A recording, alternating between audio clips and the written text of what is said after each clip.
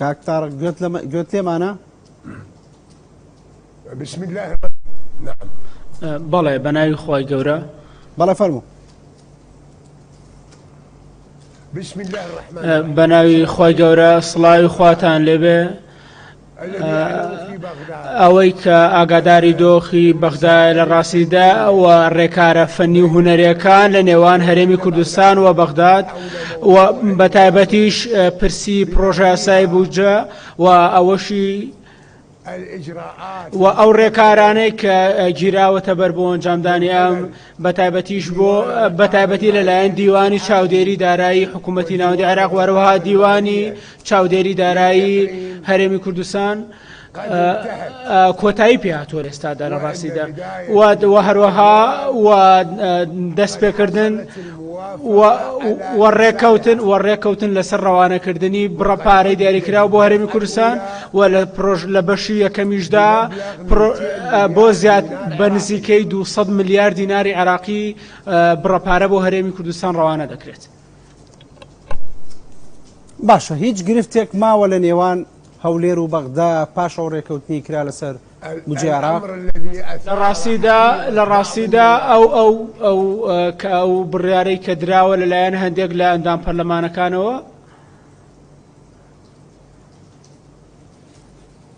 بەڵێ پێم وایە لە ڕاستیدا بابەتەکە کۆتایی هاتووە و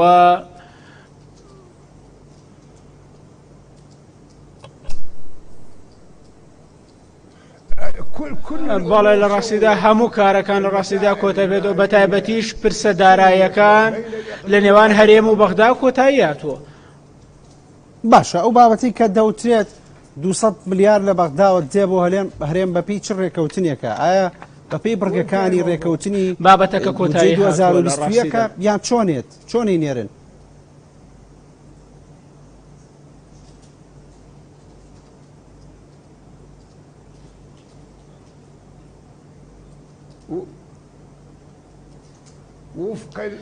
لە ڕاستیدا ئەو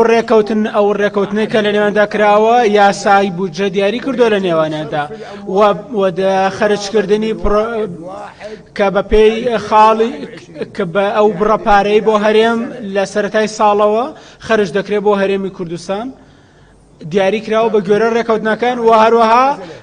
بریتیە لە جێبەجێکردنی یاسای بودجەی نێوان عێراق و هەرێم و یاسای 2021. باشە بەڵام تۆ دەزانی کە تا ئێستا هیچ بڕەپارێک لە بەغداوە نهاتووە بۆ هەرێم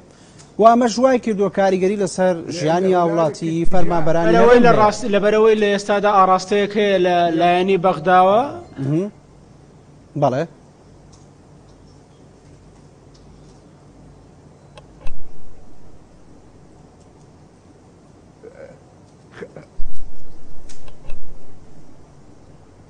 بەڵێ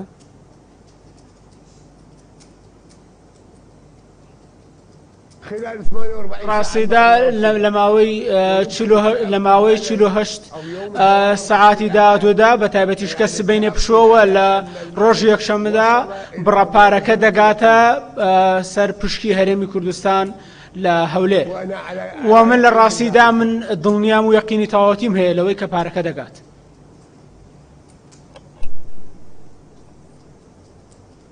باشە لە بەرامبەر ئەمەیە هەرێم چه ئیلتیزاماتێکی ئەکەوێتە ئەستۆ لە کاتێکدا حکوومەتی عێراقی 200 ملیار دینار دەنێرێ بۆ هەرێم چ ئیلتیزاماتێکیە بەرامبەر بەمە؟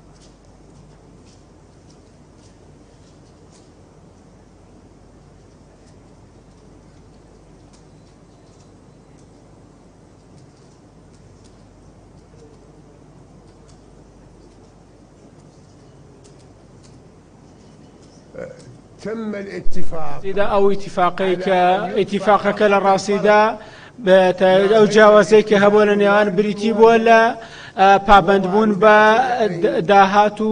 سەرمایەکانی پرۆژە یاسای بودجە و هەروەها بە تایبەتیش دەواازە سنووریەکان و نەوت ئەمە جیاوازێکی دروست کردووە و لە ڕاستیدا سوودمەندەکە بۆ هەموو کۆی پرۆژەکە ناگەڕێتەوە بەڵکو تەنها بۆ بەشێکی دیاریکراوی دەگەڕێتەوە. باشە تۆتر لە 48 کاتژمێری داهاتووە بڕەپارەیەک دەگاتە هەرێم بڕەکەی چەندە؟ ئەمە زانیاری تایبەتی خۆتە سەرچاوی زانارەکە حکوومەتی عراقیە وەزارەتی داراییە گەر ئەمە زیاتر بۆ بینەرانی نارتی ڕوونکەیتەوە لە بەرەوەی خەڵکانێکی زۆر لێرە چاوەڕێی گەشتنی پشکی هەرێم یان ئەو سولفێن کە بەغدا بینێرێ بۆ هەرێم.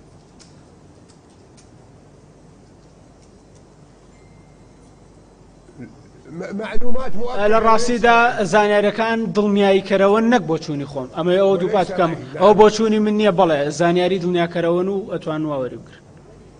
لە حکوومەتی عراقی و زانیاریانت پێگەشتووە؟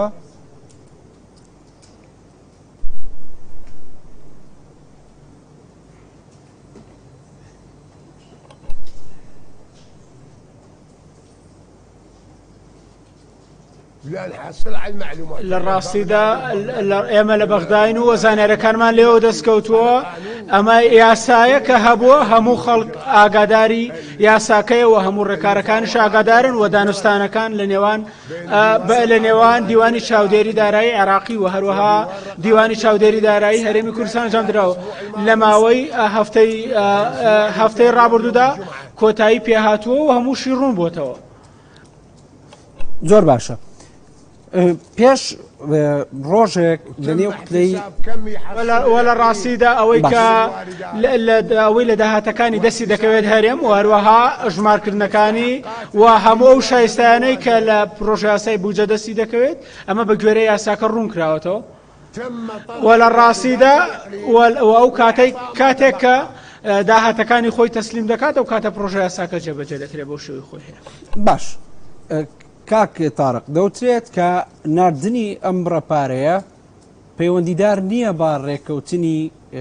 هەرێم لەگەڵ بەغدا لەبارەی بودجەی عراق لە بودجەی 2021 عراق بەڵکو ئەمە سولفێکی تایبەتە حکوومەتی عراقی دەینێرێ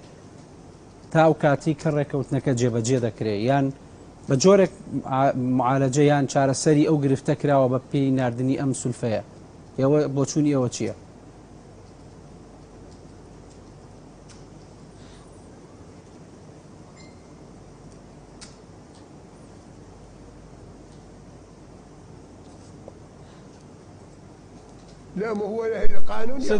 ئەمە یاساکە حکومەکە لێرە بە تایبەتی یاسای بوجە ئەم کارە بەڕێوە دەبات و سەرپەرشتی دەکات کاتێک کە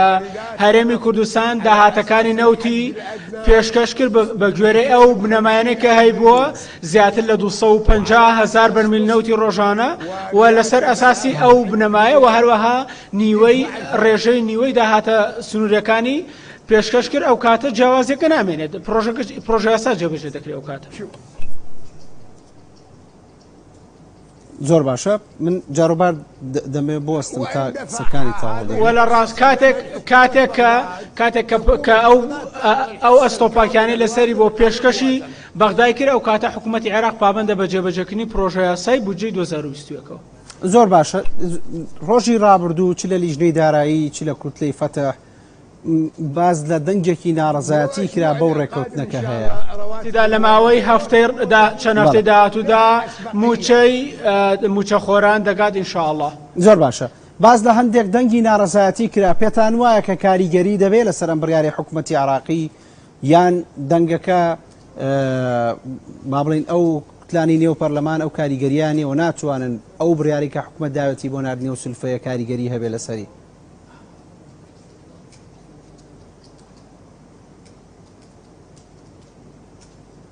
صحيح بەڵێ بەدڵنیاییەوە لە ڕاستیدا بەڵێ لە ڕاستیدا هەندێک لە ژمارەیەک دەنگ لە ڕاستیدا بە هەموو شێوەیەک نردنی بەشە بودجەی هەرێم یاخود ئەو جیاوازیە ڕەت دەکەنەوە و دەنگەکانی دیکەش ئەوانەی کە من باس لەوە دەکەن کە ئێمە دەتوانین لە مانگی تەموزی داهاتووەوە ئەم هەنگاوە ئەژمار بکەین و 6 مانگی ڕابردوو بەجێبێڵن لەو کاتەوە دەست پێ بکەین نەک لە یەکی ئەم ساڵەوە ژماری بکەین بەڵکو بەڵام لە ڕاستیدا ئەم قسانە و ئەم بۆچوونانە جیاوازن لە بەرامبەر پرۆژە یاسای بوجەوە کاتێک کە باس لە سەرفکردن و خەرجکردنی بەشە بوجە هەرێم دەکەن و لەبەرەوەی بە تایبەتیش دەبێت کە بە پرۆژاسای بوجە باس لە خەرجکردنی بەشە موچەی فەرمانبەران دەکات لە یەکەم ساڵەوە نەک لە نیوەی ساڵەوە و لەلای حکوومەتی بەغداوە لە یەکەم ساڵەوە بۆ هەرێم بنێرێت و پێویست ناکرێت نابێت پابند بکرێت بە دواخستن بە ڕێکارەکان ئێڕێکارە هونەریەکان واروەها دانوستانەکانەوە و دەبێت لە یەکەوە خەرج بکرێت. باشە کەواتە حکوومەتی عێراقی چۆن مامەڵە لەگەڵ ئەم 6 مانگە دەکات 200 ملیاری مانگانە بۆ هەر 6 مانگەکە پێکەوە دەنێر یان چۆن مامەڵەی لەگەڵەکە چۆن دەینێرێت هی ئەم 6 مانگە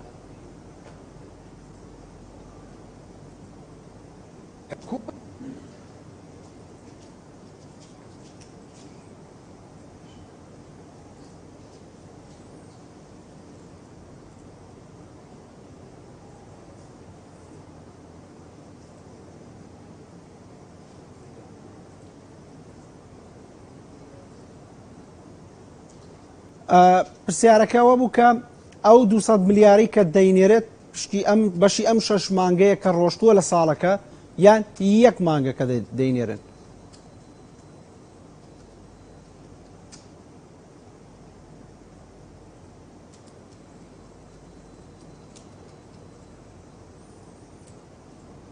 شهر واحد نەخێر تەنها بۆ یەک مانگە بۆ یەک مانگە نەک بۆ 6 مانگەکە و ئەمە یەکەم بەشە بوجە ڕەوانەکردنە کە لە پاش هەموو هەوڵەکانەوە هەوڵدراوە بۆ خەرجکردنی ئەو بڕەپارەیە بۆ هەرێم و یەکەم بڕەپارەشە و هەروەها بەتایبەتیش بۆ فەرمانبەرانی هەرێمی کوردستانە. باشە هەنگاوەکە بە ئاراستەی دڵنیاییکردنەوەی هەردوو نابێت یعنی متمانە دەگەڕێتەوە بۆ هەردوو حکوومەتی هەرێم و حکوومەتی بەغدا ئەگەر ئەو بڕەپارەیە بێت ئەبڕایەوە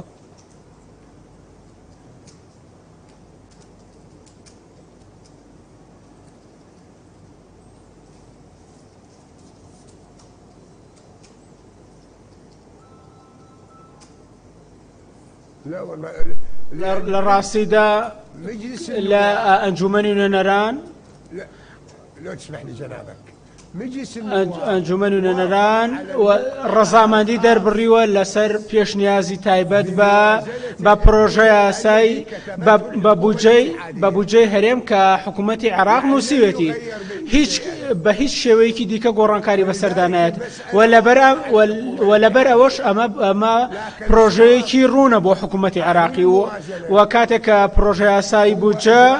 وەڕێکارە هونەریەکان دەگیرێتە بەر لە نێوان هەردوو دیوانی چاودێری دارایی هەرێم و عێراق و لە بەغدا و لە هەولێر بۆ دیاریکردنی شایستەکانی هەموو لە هەردوو لایەنەکە و هەروەها و کاتێکیش کەمە جێبەجێکرا و بابەتەکە کۆتایی دێتە و کاتە. باش لە هەرێمی کوردستان حکوومەت موچە بە لێبڕینەوە دابەشەکات لە دوای ئەمەش کاتێک کە ئەم هەنگاوانە نراوە بەشی یەکەمی پارەکە کە 200 ملیارە دەنێرێت. باشە ناردنی ئەم پارەیە هۆکار دەبێت بۆی هەرێمی کوردستان ناچار بەوەی لێبڕینی موچێ فەرمانبەران کۆتایی پێبێنێ.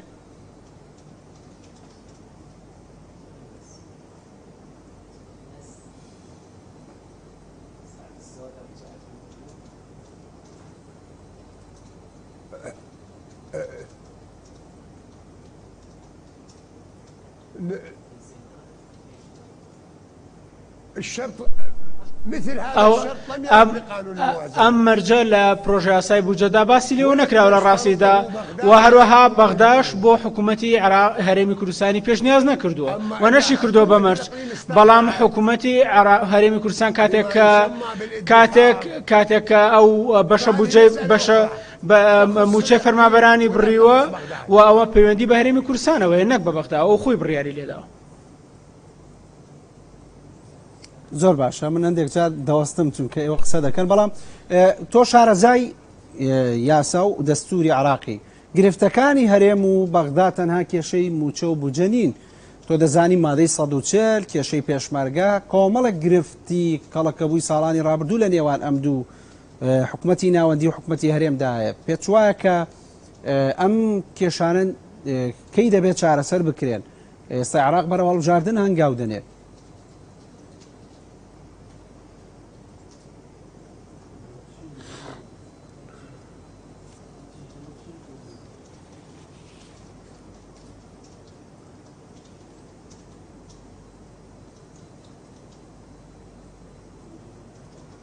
سبحانه انطانا عقول لە ڕاستیدا کاتێک کە مێشکەکان زۆر جار کێشەکان چارەسەر دەکەن بە باشترین شێوە کاتێکە کێشەیەک ئێمە بیرکەین و کاتێکە کێشەیەک لە ئەمریکا لە رووسیا لە نێوان ئەمریکا و رووسیا هەیە بە کۆبوونەوەی نێوانیان لە دوو ڕۆژدا چارەسەریان کرد بۆیە و کێشەکانیشیان گەورە بوون بۆ لەسەر ئاستی جیهانیش بۆ ماوەیەکی دوور و درێژیش بووە بۆیە ئەو بابەتەی کە باست کرد و کێشانەی کە خستە ڕوو کە لە نێوان هەرێمی کوردستان و عێراقیشدا و لە نێوان بەغدادشدا بوونی هەیە بە تایبەتیش مادەی 140 نێوان هەردوو و بە تایبەتیش مادەی 140 لە ئێستادا یاسایەکی تایبەت نییە بەو بابەتە هیچ یاسایەکی تایبەت بەو بابەتە دەرنەچووە ئێمە پێویستە یاسایەکی دیاریکراو یاسایەک دەرپێن کە دیاری بکات سنوورەکەی و هەروەها لەلایەنی جێبەجێکردن و ئامار و هەروەها ڕفراندۆمیشەوە ئەمە سێ هەنگاوە کە پێویستە کە دەستور وەک مەرج دایناوە بووی بۆ جێبەجێکردنی مادەی 140 بە دیاریکراوی ولا ڕاستی تا ئێستا ئایەمە چیمان کردو بۆ جێبەجێ بکەین کە ئێستا ئەوەیە گوزەرە لە ناوچەی شنگال باشە ئێمە پێویستمان بە یاسایەکە لە ئەنجومەن و نەنەرانیش بامەشەوە بۆ نمونە ئایا لە ڕاستیدا ڕفراندۆمەکەیە کە بۆ نمونە لە خانەقین ئەنجام درابێت ئایا خانەقین تەنها خانەقین دەگرێتەوە یاخود بۆ نمونە محافەزەی دیارە لە خۆگرێ کە سەر بە ئەوەیە کە خانەقین سەر بە یاخود بۆ نمونە لە شنگال ئایا ڕفراندۆمەکە لەوێ ئەنجامەدرێت یاخود کە بگەڕێتەوە سەر مووسڵ یاخود نا ئەم بابەتانە پێویستە بەغدا و هەرێمی کوردستان لەسەر ڕێ بکەون و دیاری بکەن و دواتریش کاتێک کە ئەم مانگاوانە جێبەجێ کرێت کاتێکە لە شنگال لە کۆتاییدا ئەنجام درا هەموو بابەتەکان ئاسانە بێتەوە کاتە پرسەکان بە ئاسانتر یەکلاکرێنەوە هیچ شتێکی قورس لێرەدا بوونی نییە و ئێمە دەتوانین چ بۆ هەرێمی کوردستان و بۆ بەغداش هەمویان لە چۆرچەوەی عێراقدان و بۆ چوونە نوێیەکان هاتوونە تاراوەرۆکو ئامادان کە جیاواز بوون لە بۆ چوونەکانیان لە ڕابردوودا بۆیە زۆر باش دێمە سەر بابەتێکی جیاوازتر بەرزبوونەوەی و بەرزولزمی نرخی دۆلار بەرامبەر بە دیناری عراقی وەک شارەزایەکی یاسایی سەرنجی تۆ چییە لەسەر ئەو هەنگاوی کە حکوومەتی عراقی لە ڕێگەی بانکی ناوەندیەوە نای چونکە ئەم بڕیارە ئەم ڕێکارە زیانی گەورەی لە هاوڵاتی عراقدا ڕاستە بۆ چارەسەرکردنی کورتێنان بوو بەڵام زیانی گەورە بەر هاوڵاتی کەوتووە هەموو شمەکەکان نرخیان بەرز بووتەوە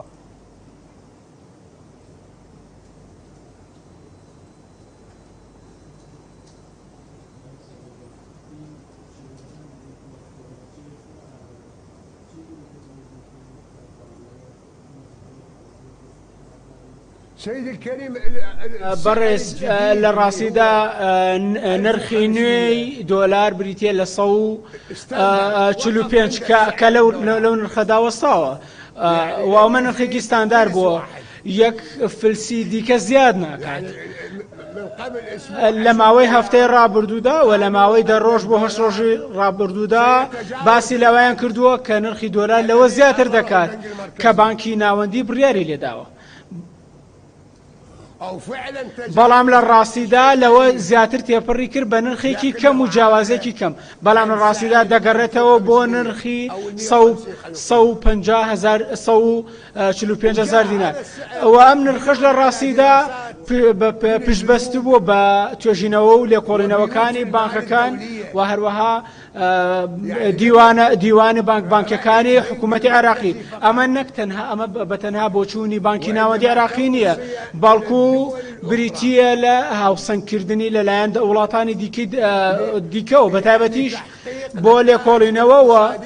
بۆ لێکۆڵینەوە لە دەرەنجامەکان و هەروەها بارودۆخی ئابووری تایبەت بە عێراقەوە والزيادة ولا او زیادەشی کە لە زیاتر بووە لە 145 بۆ 150 لە ڕاستیدا زیاتر بووە لە 150 کە خۆی بۆیە 145 بووە ئێستا لە 150 بووە لەبەرەوەی بازرگانەکان لە ڕاستیدا کاریان نەکردووە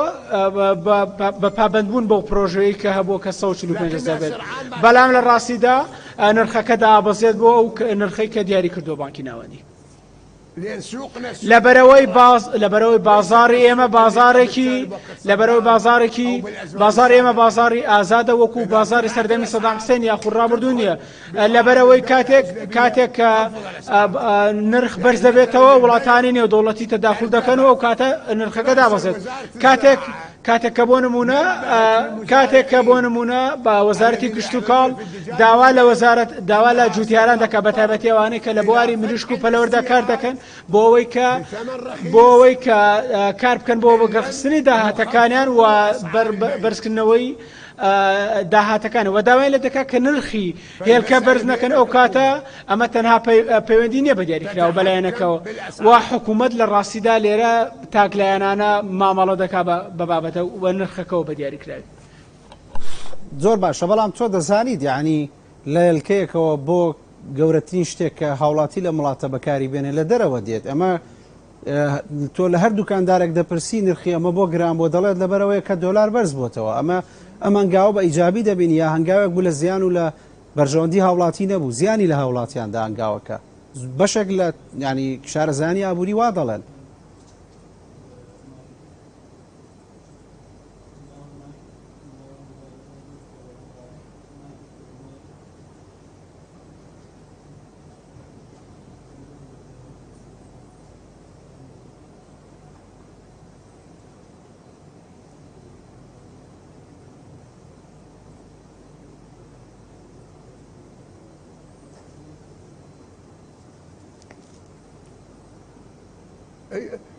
صح بۆ چوونەکەتەوە بەڵام لە ڕاستیدا ڕێژەی کاریگەریەکە سادەیە لە بەراورد ئەو دەرامەتەی کە دەستکەوتۆ بە تایبەتیش کە لە نرخی نوێی دۆلاردا بۆ کاتێک کە تۆ بۆ چوونەکەی تۆتەوە بەڵام لە ڕاستیدا نرخی زیادە کاتێک کە 145,000 و جیاواز بووە لە نرخی پێشووە ئەمە کاریگەریەکەی کەمترە لەمەش زیاتر نییە کاریگەریەکەی بەڵام لە ڕاستیدا بەرزبوونەوەی زیاتر هەروەکو تۆ ئاماژەت پێکرد کە ئەو نرخە زۆر کاری ئەوە پێم وایە بەرزبوونەوەیەکی وەهمیە و دواتریش دابەسێت و ئەگەر تۆ ئێمە بیر بکەینەوە بە تایبەتیش جێبەجێکردنی دراوەکان و هەروەها ئەو دەراماتانەی کە ئێمە کارمان لەسەر کردو بە تایبەتیش هەندێک لە بانکەکان پشتیان پێبەستووە و بە تایبەتیش بەبێەوەی کە لە ڕاستیدا ئەوانە تەنها بانکی یاخود خەرجکردنێکی کردداری نەبوون پێویستە ئێمە ڕێکاری تایبەت بگرینەوە ڕێکاری تایبەت بگرینە بەر بە تایبەتیش بانکی نەختێنەی نێودەوڵەتی وەرەوە بانکی نێودەوڵەتی و ئەمە تەنها لە ڕاستە ئیشتیهادێک نێت تەنها لەلایەن عێراقیەکانەوە بەڵکو لە سەرانسەری جیهان و بانکی نێودەوڵەتی جیهانیش پشتی بە لێکۆڵینەوەی خۆی بەستۆ بوون بووە زۆر باشە دێمە سەر بابەتێکی تر دەزانیت کە دەبێت لە مانگی داڵ بژاردن بکرێت بە بۆچوونی تۆ هەڵبژاردن لە عێراق دەکرێت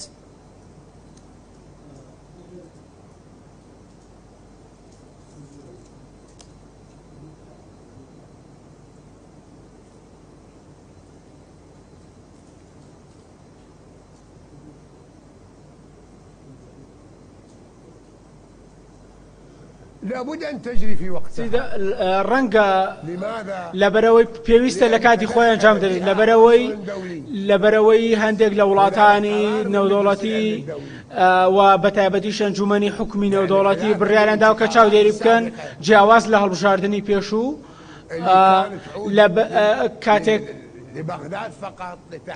کاتێک کە بەغداد بڕیاریدا لە ئەنجومەنی وەزیرانی عێراق و هەروەها کە دەستێوەردان ڕەت بکاتەوە ئەمەش ئەرکێکی نێودەوڵەتیە و هەروەها بڕیاری ئەنجومەنی حکومی نێودەوڵەتیە تایبەت بەو پرسە و ڕەنگە گۆڕانکاری بەسەر ڕەنگە لە ڕابردوو گۆڕانکاری بەسەراتەوە بەڵام لەم کاتی خۆیدا لەم ساڵدا جێبەجێ دەکرێت لە بەرەوەی پابندبوونی تایبەتی هەیە بە بڕیاری ئەنجومەنی حکمی نێودەوڵەتی و هەروەها دەستێوەردان و بەشداریکردنی دیاریکرا و تایبەتی ئەنجومەنی گشتینەتەوە یەکگرتووەکان و ئەمە جیاوازە لە هەنگاوەکانی ڕابردوو لە بەرەوەی لە ڕابردوودا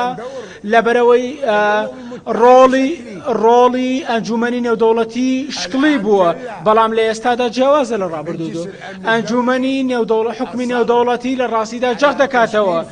جەخ دەکاتەوە لە ڕەخساندن و دروستکردنی لیژنەی تایبەت بۆ چاودێریکردن و سەرپەرشتیکردنی کردداری بۆ هەڵبژارنەکە و نەک چاودێری شکلی بۆ بژارنەکە هاوشێوەی ڕابردوو. زۆر باشە بە کورتی پێم بڵێ هەڵبژاردننی داهاتووی عێراق گۆڕانکاری دروستەکە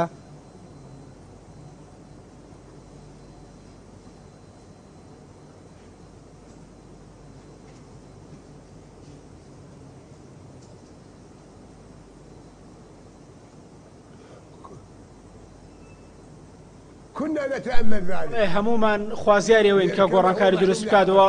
و ئەوەی کە پێویستە من بۆ تۆ بخەمەڕۆ هەڵبژاردننی ڕابردوو لە ڕاستیدا ئەوەی کە تایدا لە 120 خەڵکی بەشدار بوون بۆ زیاتر لە 120 بۆ 125 لە ئەوانەی کە دەنگیان کە توانیویانە دەنگ بدەن بەشدار بوون تایدا کە زیاتر لە 175 بۆ 7 بەشداری دەنگەکانیان نەکردووە و بۆنم بەڵام کاتێک کە لەم هەڵبژارنەدا زیاتر لەو ڕێژەیە بەشداری دەکەن و ئەم هەڵبژارنەی کە لەم ساڵدا دێت الموجودة الآن في البرلمان و کاتە ئێمە دەتوانین لە پەرلەمانێکی نوێ جیاواز لەوەی ڕابردوو هەڵبژێرین لەبەرەوەی بەشداری نەکردنی ڕابردوو بریتی بۆ دەگەڕاوە بەهۆی ئەوەی کە زۆرێکی لە ڕێژەی دەنگدەران ڕازی نەبوون لە کوتلەی هەڵبژارنەکان کوتلە حیزبەکانی هەڵبژارنەکان و دواتریش سينتخب المقاطعون أسماء جديدة وقد تكون كتل جديدة وهذا ما يغير و پێم وایە کە لە ڕاستیدا گۆڕانکاریەکە دێتە کایەوە و جیاوازتر لە ڕابردوو لمجلس النواب القادم و بەتایبەتیش لە ڕێژەی ئەنجومەنی نوێنەرانی عێراق و حکوومەتی وەزاری عێراقیش.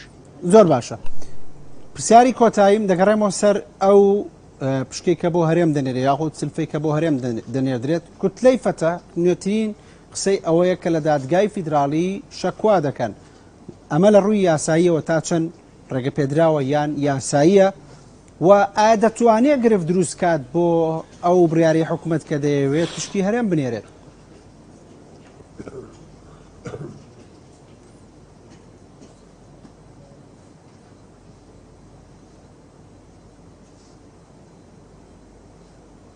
سيدي هنالك فرق ڕاستیدا ئەوە جیاوازیە ڕاستێنێ بەتایبەتیش لە نێوان ئەوەی کە پاڵپشتی بکرێت یاخود نەکرێت بەڵام کاتێک کە زۆرێک لە چاودێرەکان و چاودێرە گشتیەکان و ئەوانەی کە بەدەستیانێناوە ئەوانەی کە لە دەستیانداوە و دواتریش کاتێک کە لێدوانەکانیان لە سەراسەری پارێزگاکان ئەکشێنەوە و هەندێک لەوانە کە داوا دەکەن و دواتریش شکستێنن بەڵام بۆچوونەکان بەڵام بۆچوونی کوتلەی فەتح لە ڕاستیدا داوا دەکات ڕەنگە داوا پێشکەش بکات بەڵام بۆچوونی هەندێک لە ئەندام پەرلەمانەکان و تەنانەت ئەوانەشی کە هەستاون بەوەی بۆچوونی خۆیان بخەنە ڕوو لەو بڕایەدان کە ئەنجامەکەی بەو شێوەیە نابێت کە داوایان کردووە و هیچ ئەنجامێکی بەو شێوەیە نابێت کە ئەوان خوازیاری بوو.